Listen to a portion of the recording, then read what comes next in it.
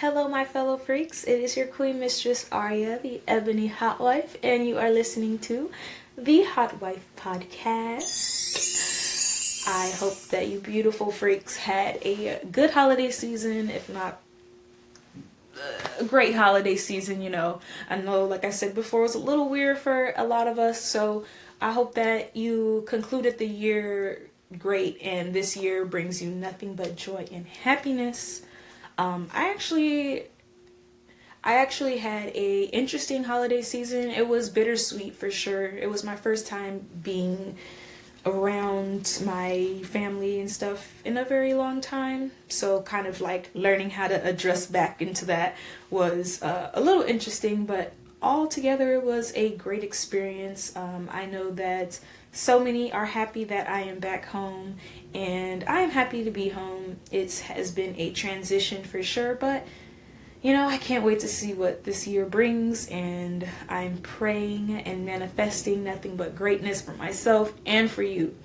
I hope that you guys did at least set some New Year's resolutions for this year. Realistic, small, whatever it might be. Make some resolutions. Give yourself something to look forward to this year. And I feel like most importantly, I feel like I need to say this, but please be gentle with yourselves. I feel like we're in a very hard time for many reasons, but be gentle with yourself. Self-care is so important. Please, everyone just needs to take at least 10 minutes. Even if listening to this podcast is your self-care, whatever it might be, please take some time to yourself and just find something that makes you happy and just do it, even if it's for 10 minutes. Please. Okay? I need us to be okay this year. I need us to thrive and get better this year. Okay? I've got goals that need to be accomplished this year, and so do you. So get it together. We will do it together. Okay? I'm here for you. We got this. But I feel like it's been requested a lot for people to hear more about my stories and what I do and me. So I felt like I will give that to you this episode. We're just going to talk about some of the crazy things that I've done. And this is really great. So, and I need everyone, before I say what I'm about to say, we listen and we don't judge. Okay? We listen and we don't judge. I enjoy my share of trash TV. And I was watching my trash TV show of choice. And there was just some parts where I was like, I want to talk about that. So we're going to do that today. We're going to talk about that, but this is mostly going to be about me talking about myself and my experiences, because you guys are all so curious. So we're just going to dive into that. But I just thought that I would add the show into the episode because it was just really funny on how it happened. And it was just like a chef's kiss moment for me to add it to the pod. So we are going to do that today. And we're just going to have fun. We're going to chill. We're going to talk. And so grab your tea, grab your whatever you need to grab, and just buckle up.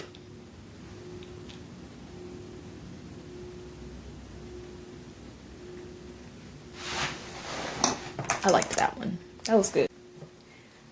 Alright, so I'm going to first tell you guys about the story of the blind date. I do not think I mentioned the blind date to you guys, but I'm going to break that down for you and what that whole experience looked like. But before I do, I just need to make a quick disclaimer.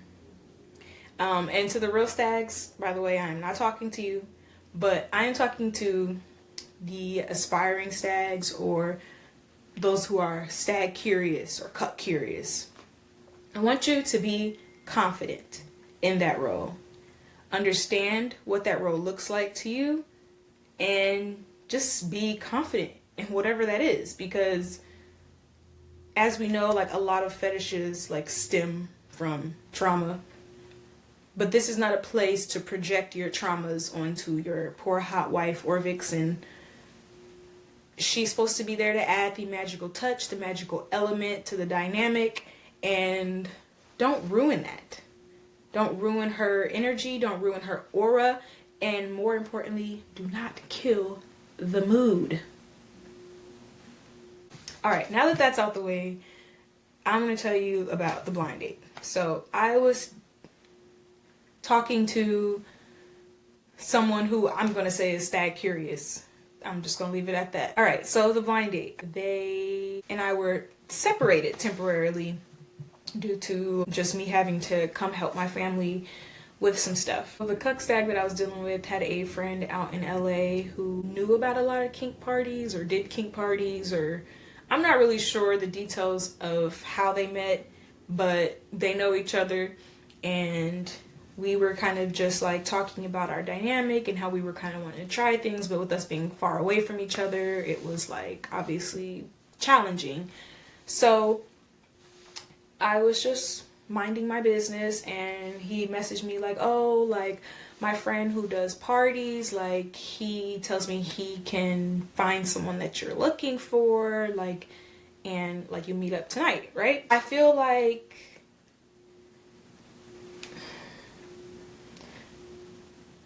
so I've never been, it's really crazy because like I've never been a one night stand girly. Like I'm not really a one night stand girly.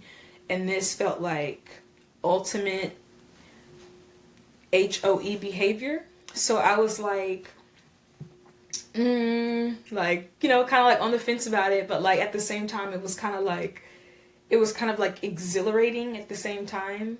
Because at the time, the only thing that I knew about this person was Peter.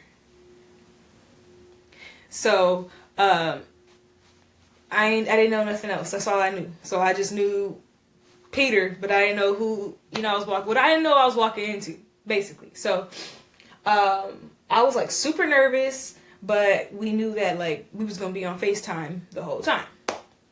So I get the address of where I'm supposed to be. I get put in this group chat with my cuck stag and then his friend. So pull up to the house, and I'm just standing outside because one, I don't know who his friend is. I don't know who I'm looking for. So I'm just standing outside on FaceTime like, oh my God, like, you dumb bitch, like, what are you doing right now? But his friend came, he was super sweet, and like the vibes were, I was like vibing, okay? I was like, all right, cool. Like I didn't really know too much about him. I knew a little bit, but I didn't know too much. He had this really nice apartment, showed me around. I was like, okay. We did a little and you know, set the mood, right? So we was waiting for Peter to come over, and I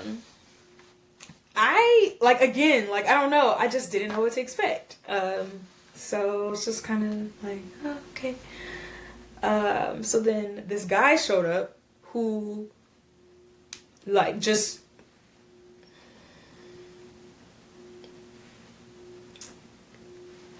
I'm trying who is not my type.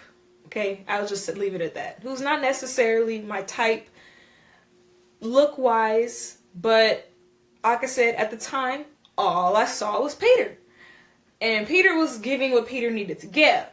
So it was like, I don't know. I felt like because we both knew what we were coming over there to do, like, I don't know. It was like extra weird. Like, I'm like, we're supposed to do stuff. Like, I don't know. It was like, I'm just really awkward. So maybe I was making it awkward. I don't know. So we were just chilling, you know, vibing, had the phone set up on the table, and like me just being the awkward person I was just sitting there like, what the fuck am I doing?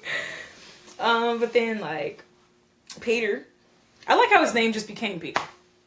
Peter came next to me and he was like rubbing on me and stuff, and then like my little shit or whatever. Yeah, he was watching, and you know, was just touching on me, and I was just smiling like taking my clothes off, smiling. But so the part that like threw me for a loop was that the friend whose apartment it was, like I was always wondering where he was going to be in the situation, you know, like I didn't know I was like, is he gonna leave? Is he gonna, like, I don't know what I thought. I thought he was gonna leave. Stupid me, I guess. But so once me and Peter start getting our groove on, he like takes my phone, and I feel like I'm on set. Like, he was getting all of the angles, all of them. I'm talking, yeah, just like that. Yeah. Yeah, that's a good one. And I'm just like, hello? I didn't know. I don't know. But like, at the same time, like, as it was just like this really like crazy thing that was just like all happening, it was like exhilarating and like hot. And, you know, it was just nice to like stare at my partner in the eyes while Peter is doing his thing. And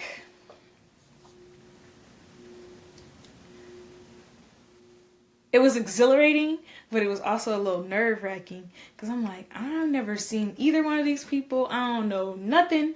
Like, my partner is here, but he's not here. So something happens, like, you know. So there was like a lot of feelings that I had, but obviously I trusted the people that I was with enough, and I trusted the person that I was with enough to be able to have me in this situation. But that was very interesting.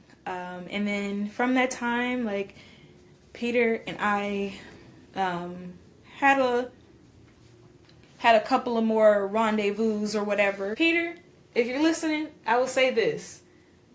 That is a monster. That's it. That's the whole sentence.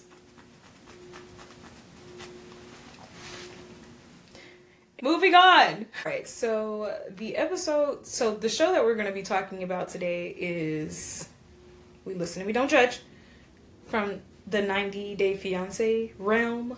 If any of you guys are interested or know about that trash realm, it started off very interesting, and then it just became like the worst kind of trash TV. But it's like, so I just feel like if you watched it from the beginning, I'm just gonna keep moving past it, okay? Anyways, so within this realm, there's like spinoff after spinoff after spinoff after spinoff, right? So this particular show is called The Last Resort.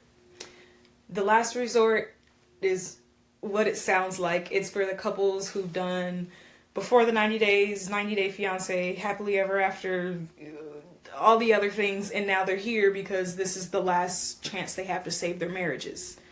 So, then they have, at the end of it, there's like this recommitment ceremony, blah, blah, blah, right? So while they're at this resort, they're actually at a resort, and they're doing like couples therapy. So like all the things that you see, like, you know, like the couples retreats and shit like that, like, we're literally watching it live on television, which is super cringy, but like, I don't know, it's just, some of these people I've watched for so long that I'm like, I just can't look away. Like, why, you know? Anyways, so there was this one particular episode, one particular scene where they were at sex therapy, and the sex therapist was kind of gave them like a yes, no, maybe board, and she kind of asked them different questions of like, would you add a third person into your relationship? Would you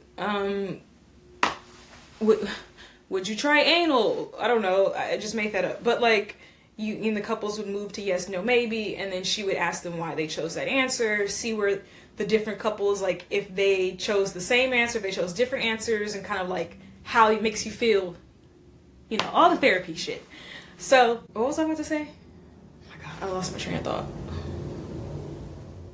Yes, I got it. So, yes, so she was asking these questions, and there was one question, which was the first question I asked, which was, would you add a third person into the relationship? And this one particular couple, I wish I could just give you guys the lore of all of this, but I can't. Like, I just can't. And it would be somewhat embarrassing because I just know too much information. Too much information. Like, I watched this show when it first came out, like, a long time ago. Like, anyways. So, this couple, Gino and Jasmine, wonky couple to say the least. Just out of pocket in so many ways, but she said something and it triggered my hot wife. What is it? What should I call that? It triggered my hot wife alarm. No, that sounds corny. My hot wife, like the bat signal, my hot wife signal. Yeah, let's go with that until I can think of something better. She like triggered my hot wife signal, and I was like, I gotta make a video about this scene, okay? Like, I just have to, okay? So that's the first one. And then there's another one that we're gonna talk about. What's this? I don't even remember the couple's name. Anyways, it's a couple, and she is very like party. Julia and Brandon. There you go. Julia and Brandon. Julia's very party girl. She was a go-go dancer back where she's from. I think she's from Eastern Europe. And so she was at a club in Scottsdale, and she was on the table and she was dancing, and her husband was like trying to pull her off the table, and she was just like living in her moment, and it was just so like, I don't know, it just also triggered my hot wife alarm, my hot wife signal. Whatever. We're gonna figure it out, and it's gonna be cool. It's gonna be cool. But yeah, we just have to talk about, I gotta show you what I'm talking about, and then hopefully you will see what I mean, and then we'll just talk about it, okay? So, this is the first one. Dance is time to do some dance. Julia! Too much. I just worry that Julia's more focused on having fun than what we actually came here for, which is to work on our issues. I want to be married to somebody who's going to be a mom, not a stripper. Bye. That was just very hot wife for me, okay?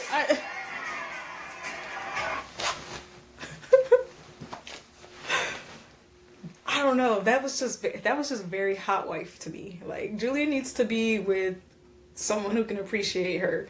And it was just like the people who were around her, some of those were like the husbands from the show, and like, I get it. Listen, I get it, and I don't even want to get too deep into it, but at just like surface level, like that video, just like, I was like, Julia needs to be a hot wife because she just enjoys having fun. She loves like wearing sexy outfits and just like living in her moment when she's out. Like, she's a party girl, and I think Julia was one of the people who said maybe for the adding a third person. So like, she's very, and her partner said no to that question, but then once he saw that she was there, he said that he went to the yes section just to like spite her, but it was just like, why? But like, yeah, Julia, you need to come see me. I will help you be a hot wife, because I just feel like from the beginning, like, she was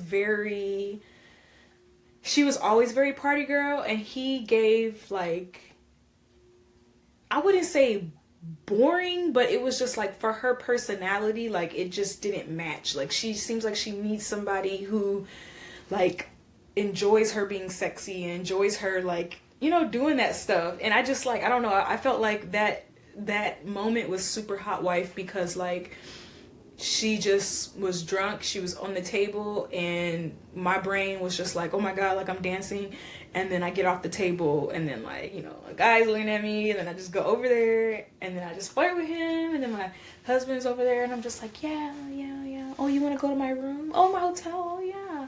And then I'm just like feeling on him, and then I'm just looking at my husband like, yeah, let's go to your house. That's like where my brain goes like all the time. So that's how I saw it. I was like, this is a very cute moment. Like, on the table, living your truth, living your best life. She looked good, and like the whole time he was complaining about her outfit, like as you can see, like her butt cheeks were out, and he just was like, you're showing too much, you're doing too much. And that wasn't even the full scene. Like, I'm gonna see if I can find the full scene of like what she actually did, like the whole part, because like, Julia, just come see me, girl, I got you. This one is actually really funny too, because I totally got an answer for this guy. Okay, I got an answer. First, I'm gonna show you guys the clip, and then I'm gonna show you the full clip. We're talking about the clip because he it doesn't matter, the clip. About having a person that will satisfy me, but it's not like a threesome. What the hell? How you can make your wife happy, somebody your wife? Only here in the United States and here. Let me tell you, Florian. Also, it's so funny that he's only in the United States. I'm hearing this shit. That shit was so funny to me. Florian, I have got the answer for you. That woman is a hot wife, and that man is either a stag or a cuckold. And it happens all over the world, friend.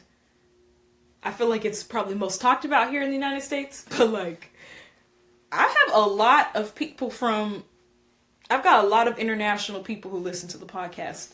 So I know y'all be doing some freak nasty stuff all around the world, but yeah, we probably talk about it the most here, for sure. How can another man satisfy your wife?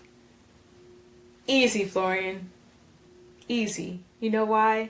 Because that woman is a hot wife, and she calls her sneaky link to come give her some while her hubby is probably watching, because they some freak hoes.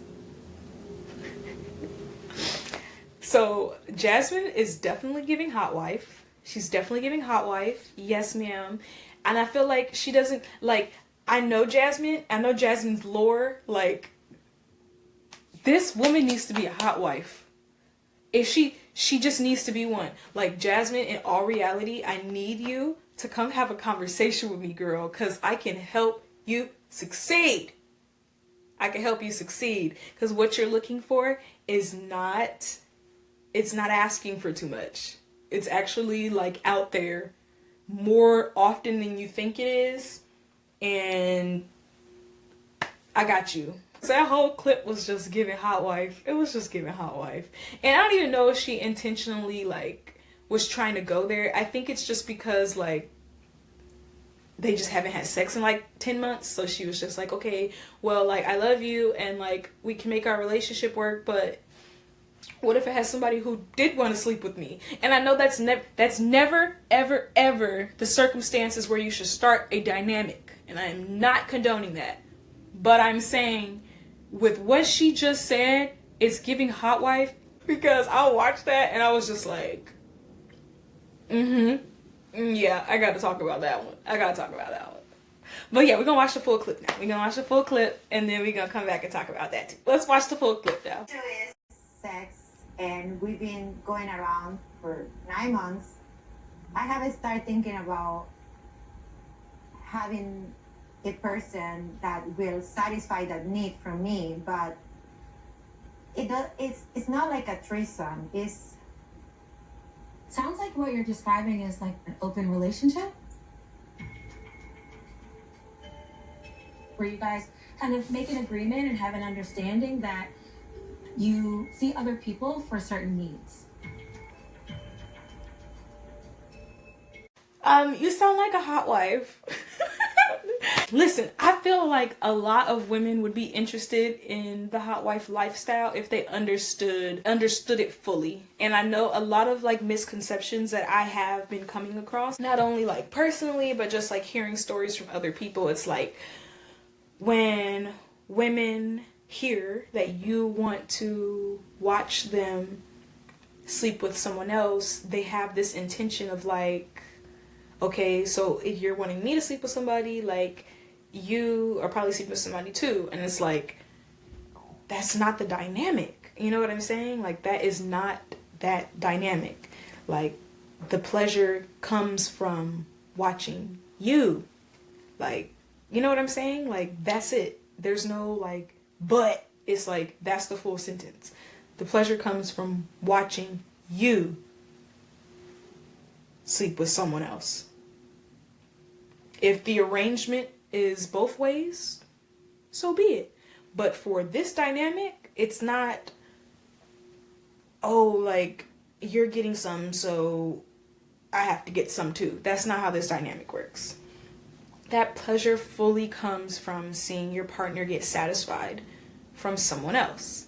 And it doesn't even have to be like, oh, your partner can't satisfy you. Your partner could be your perfect height, perfect size, everything, and you just go out with your partner sometime and you see somebody and you're like, I always wanted to. Or you're just like, you get with your partner and you're like, there's always this guy that I wanted to. And then you just like satisfy that need. And his pleasure is from watching you satisfy that need. Like, that is so sexy to me. It's like a dynamic where you can be like confidently sexy within yourself, knowing that this person is like your partner loves you. Like, they love you so much that they want to see you get pleasure elsewhere, and you guys do it together. Like, that's just powerful to me. Like, I love it. And I just feel like there's always just that confusion and that misconception that it has to go both ways. And this is like really that dynamic where like women can be selfish.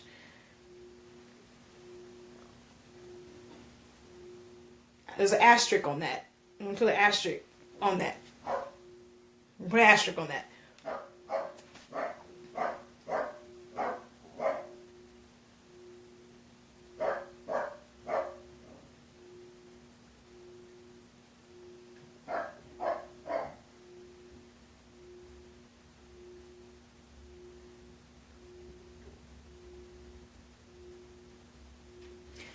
Don't get carried away when I say that now. Don't get carried away. You know what I meant when I said it. Don't get carried away. But you can be selfish in this aspect. Still requires communication, still requires trust, still requires all of that. But it's the dynamic where you can have your cake, which is your perfect person who loves you so much to allow you to have the life that you dream. And then, like, you know, you also get to have your cake too. Sorry, you get to have your cake and eat it too. You know what I meant. Jasmine, when you're done with Gino, come see me. Julia, if you got any questions, if you're done with Brandon, come see me. I got y'all. Because I just heard the Hotwife alarm ping. Or hotline bling. Hotwife. Alright, so I thought I would now share a story with you that, like, honestly, kind of escaped my mind a little bit. But it's kind of funny now that I think about it. So I thought I'd share it with you. So I was in a long-term relationship with a cuck, and I had found this guy on FetLife, and essentially we were just supposed to meet up for like content and stuff like that. But I kind of like explained to him my situation, and he was intrigued. And as I feel like most black men have experienced being approached by a couple, I just feel like they have, like, so with that, he kind of had like dibbled in it, but like I guess never really, as he put it, seen anyone who looked like me who was interested in it. Fair. There's not that many pretty hotwives out there.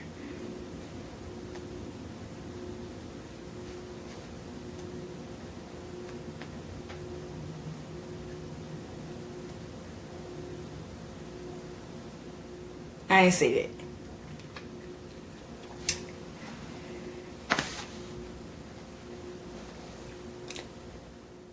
But with that being said, I kind of explained to him my situation, and he was intrigued, and we used to we used to meet up. He used to come to my house while my cuck was at work, and we would rendezvous, and then when he came home from work, I'd have a gift for him. And yeah, that's just kind of how that went.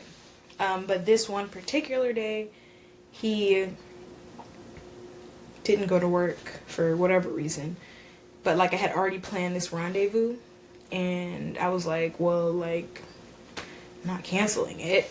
And like I've been kind of like raving about it, talking about it and stuff like that. So he was kind of like jealous, but like, I don't know, he was kind of trying to be resistant. And I was just like, I'm not missing out. I'm just not. Because that is pretty hefty, and I'm not trying to pass it up. You know, I'm not trying to miss out on that, especially because I've already planned it. I took an everything shower. Like, we're not canceling. So he tried to fight or whatever as I was like getting ready, still texting him like, are you on your way, etc. So once he got closer, I said, all right, he's like 10 minutes away. I told him to tell me he was 10 minutes away. So he texted me and told me he was 10 minutes away. So I told my cup, and I told him, since he was being so resistant and being a problem, that he was going to get put in the closet. So I took him in the closet,